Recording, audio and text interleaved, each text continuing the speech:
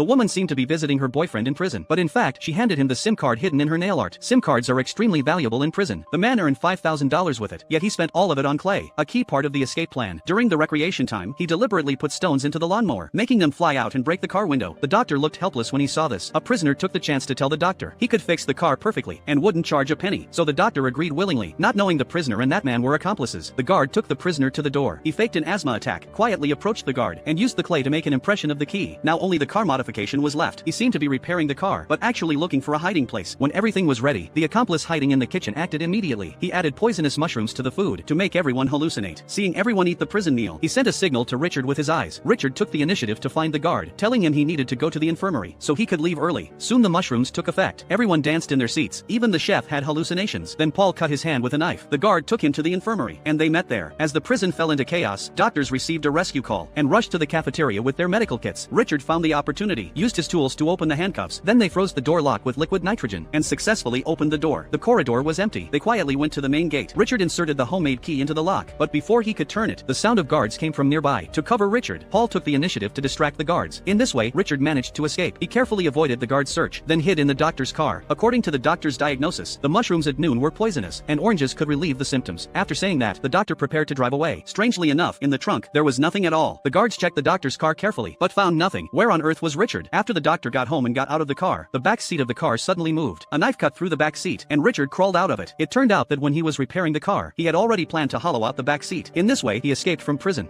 I tied a steel pipe to a wooden pole, chiseled a groove in it, then poured in some gunpowder and steel balls, pressed them tight with a wooden stick. Just like that, I made a crude rifle. I had been obsessed with firearms since I was little. When I grew up to fulfill my dream, I resolutely joined the army. It was my first time on the battlefield. We were ambushed by the enemy. I was the only one left alive in the whole unit, but I also suffered an arm injury, which left me with severe sequelae. I had to retire and go home. But on the train back, I found my direction again. Many comrades in arms were wounded because of the poor quality of their guns, so I made up my mind to design the best gun ever. I traveled to a munitions factory, drew a rough sketch of the gun. I went to the factory director to ask for workers to help with production. Unexpectedly, he deliberately made things difficult for me, even sneered and mocked me harshly, but this did not deter me, just as I was working my fingers to the bone. The workers heard about my story. They all came to help voluntarily. After numerous reworks, we finally made the prototype of the first generation assault rifle. Then we started test firing. With a nervous heart, I handed the gun to a coworker. He raised the gun and aimed.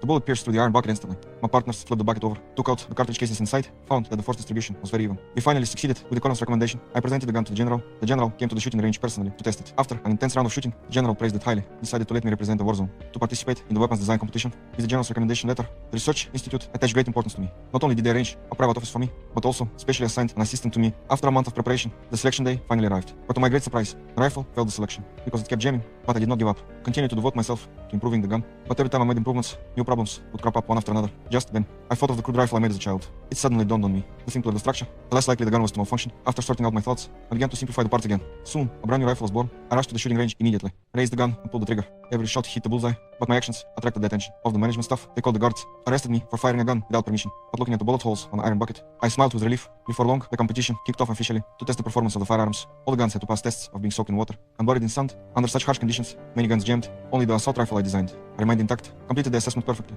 won the championship of the competition in one fell swoop.